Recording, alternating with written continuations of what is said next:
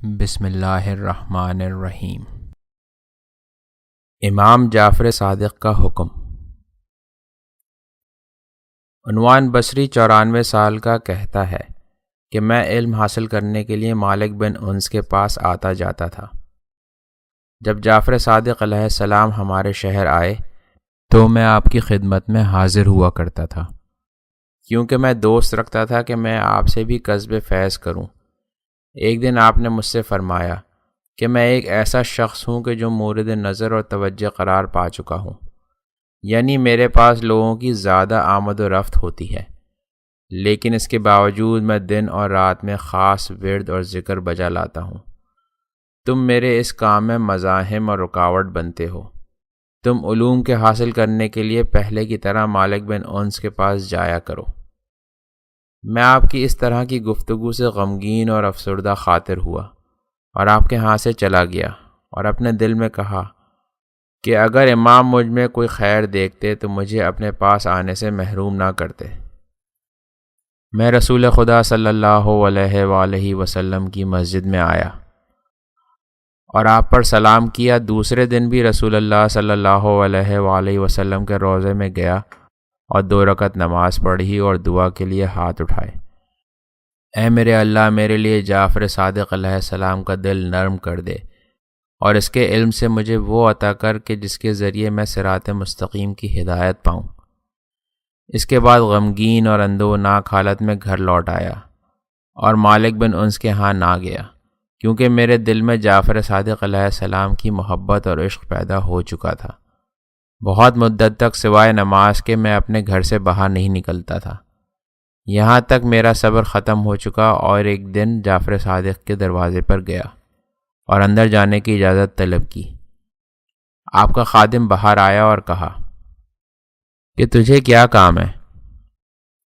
میں نے کہا کہ میں امام کی خدمت میں مشرف ہونا چاہتا ہوں اور سلام کرنا چاہتا ہوں۔ خادم نے جواب دیا کہ آقا محراب میں نماز میں مشغول ہیں، اور وہ واپس گھر کے اندر چلا گیا اور میں آپ کے دروازے پر بیٹھ گیا۔ زیادہ دیر نہیں ہوئی کہ وہ خادم دوبارہ لوٹ آیا اور کہا کہ اندر آ جاؤ۔ میں گھر میں داخل ہوا اور امام جعفر صادق علیہ السلام پر سلام کیا۔ آپ نے میرے سلام کا جواب دیا اور فرمایا کہ بیٹھ جاؤ، خدا تجھے مورد مغفرت قرار دے۔ میں آپ کی خدمت میں بیٹھ گیا۔ آپ نے اپنا سر مبارک جھکا دیا اور بہت دیر کے بعد اپنا سر بلند کیا اور فرمایا، تمہاری کنیت کون سی ہے؟ میں نے عرض کی، ابو عبداللہ۔ آپ نے فرمایا کہ خدا تجھے اس کنیت پر ثابت رکھے اور توفیق عنایت فرمائے۔ تم کیا چاہتے ہو؟ میں نے اپنے دل میں کہا کہ اگر اس ملاقات میں سوائے اس دعا کے جو آپ نے فرمائی ہے اور کچھ بھی فائدہ حاصل نہ ہو تو یہ بھی میرے لیے بہت قیمتی اور ارزش مند ہے۔ میں نے عرض کی کہ میں نے خدا سے طلب کیا ہے کہ خدا آپ کے دل کو میرے بارے میں مہربان کر دے اور میں آپ کے علم سے فائدہ حاصل کروں۔ امیدوار ہوں کہ خداوند عالم نے میری یہ دعا قبول کر لی ہوگی۔ امام جعفر صادق علیہ السلام نے فرمایا، اے ابو عبداللہ، علم پڑھنے سے حاصل نہیں ہوتا، بلکہ علم ایک نور ہے جو اس انسان کے دل میں کہ خدا جس کی ہدایت چاہتا ہے روشنی ڈالتا ہے۔ پس اگر تو طالب علم ہے تو پہلے اپنے دل پر حقیقی بندگی پیدا کر اور علم کے عمل کو وسیلے سے طلب کر اور خدا سے سمجھنے کی طلب کر تاکہ خدا تجھے سمجھائے۔ میں نے کہا، اے شریف۔ آپ نے فرمایا، اے ابو عبداللہ کہہ۔ میں نے کہا کہ بندگی کی حقیقت کیا ہے؟ آپ نے فرمایا، بندگی کی حقیقت 3 چیزوں میں ہے۔ پہلی، بندہ اس چیز کو کہ جو خداوند عالم نے اسے دیا ہے اپنا ملک نہ سمجھے، کیونکہ بندہ کسی چیز کا مالک نہیں ہوا کرتا، بلکہ مال کو اللہ تعالیٰ کا مال سمجھے اور اسی راستے میں کہ جس کا خدا نے حکم دیا ہے خرچ کرے۔ دوسری، اپنے امور کی تدبیر میں اپنے آپ کو ناتواں اور ضعیف سمجھے۔ تیسری، اپنے آپ کو اللہ تعالیٰ کے اوامر اور نواہی کے بجا لانے میں مشغول رکھے۔ اگر بندہ اپنے آپ کو مال کا مالک نہ سمجھے تو پھر اس کے لیے اپنے مال کو اللہ کے راستے میں خرچ کرنا آسان ہو جائے گا اور اگر اپنے کاموں اور امور کی تدبیر اور نگہداری اللہ تعالیٰ کے سپرد کر دے تو اس کے لیے مصائب کا تحمل کرنا آسان ہو جائے گا، اور اگر وہ اللہ تعالیٰ کے احکام کی بجا آوری میں مشغول رہے تو اپنے قیمتی اور گراں قدر وقت کو فخر اور مباحات اور ریاکاری میں خرچ نہیں کرے گا۔ اگر خدا اپنے بندے کو ان 3 چیزوں سے نواز دے تو اس کے لیے دنیا اور شیطان اور مخلوق آسان ہو جائے گی، اور وہ اس صورتحال میں مال کو زیادہ کرنے اور فخر اور مباحات کے لیے طلب نہیں کرے گا، اور جو چیز لوگوں کے نزدیک عزت اور برتری شمار ہوتی ہے اسے طلب نہیں کرے گا، اور اپنے قیمتی وقت کو سستی اور بطالت میں خرچ نہیں کرے گا، اور یہ تقوی کا پہلا درجہ ہے۔ اور خدا قرآن مجید میں فرماتا ہے کہ یہ آخرت کا گھر ہم اس کے لیے قرار دیں گے کہ جو دنیا میں علو اور فساد برپا نہیں کریں گے، اور عاقبت اور انجام تو متقیوں کے لیے ہے۔ میں نے عرض کیا کہ اے امام علیہ السلام، مجھے کوئی وظیفہ اور دستور عنایت فرمائیے۔ آپ نے فرمایا کہ میں تجھے 9 چیزوں کی وصیت کرتا ہوں، اور یہ میری وصیت اور دستور العمل ہر اس شخص کے لیے ہے جو حق کا راستہ طے کرنا چاہتا ہے، اور میں خدا سے سوال کرتا ہوں کہ خدا تجھے ان پر عمل کرنے کی توفیق دے۔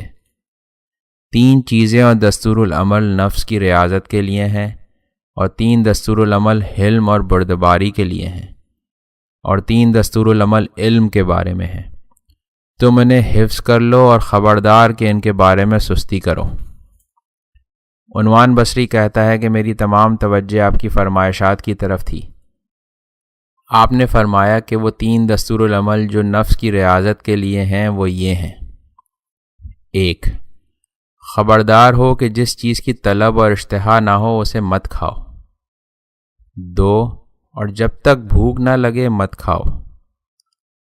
3، جب کھانا کھاؤ تو حلال کھانا کھاؤ اور کھانے سے پہلے بسم اللہ پڑھو۔ آپ نے اس کے بعد رسول اللہ صلی اللہ علیہ وآلہ وسلم کی حدیث نقل کی اور فرمایا کہ انسان برتن کو پر نہیں کرتا مگر شکم کا پر کرنا اس سے بدتر ہوتا ہے، اور اگر کھانے کی ضرورت ہو تو شکم کا ایک حصہ کھانے کے لیے، ایک حصہ پانی کے لیے اور ایک حصہ سانس لینے کے لیے قرار دے۔ وہ 3 دستور العمل جو حلم کے بارے میں ہیں وہ یہ ہیں: 1، جو شخص تجھ سے کہے کہ اگر تو نے 1 کلمہ مجھ سے کہا تو میں تیرے جواب میں 10 کلمے کہوں گا، تو اس کے جواب میں کہے کہ اگر تو نے 10 کلمے مجھے کہے تو اس کے جواب میں مجھ سے 1 کلمہ بھی نہیں سنے گا۔ 2، جو شخص تجھے برا بھلا کہے تو اس کے جواب میں کہہ دے کہ اگر تم سچ کہتے ہو تو خدا مجھے معاف کر دے، اور اگر تم جھوٹ کہہ رہے ہو تو خدا تجھے معاف کر دے۔ 3، جو شخص تجھے گالیاں دینے کی دھمکی دے تو اسے نصیحت اور دعا کا وعدہ کرے۔ وہ 3 دستور العمل جو علم کے بارے میں ہیں وہ یہ ہیں: 1، جو کچھ نہیں جانتا اس کا علماء سے سوال کر، لیکن ملتفت رہے کہ تیرا سوال کرنا امتحان اور اذیت دینے کے لیے نہیں ہونا چاہیے۔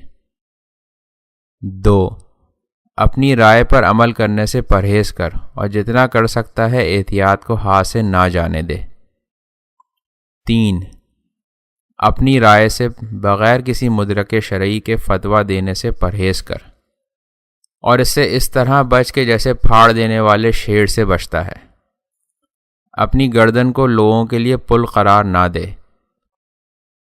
اس کے بعد آپ نے مجھ سے فرمایا کہ اب یہاں سے اٹھ کر چلے جاؤ، بہت کافی مقدار میں نے تجھے نصیحت کی ہے، اور میرے ذکر اور اذکار کے بجا لانے میں زیادہ مزاحم اور رکاوٹ نہ بنو، کیونکہ میں اپنی جان کی قیمت اور ارزش کا قائل ہوں، اور سلام ہو اس پر جو ہدایت کی پیروی کرتا ہے۔ اللہم صلی علی محمد وآل محمد۔ التماس دعا۔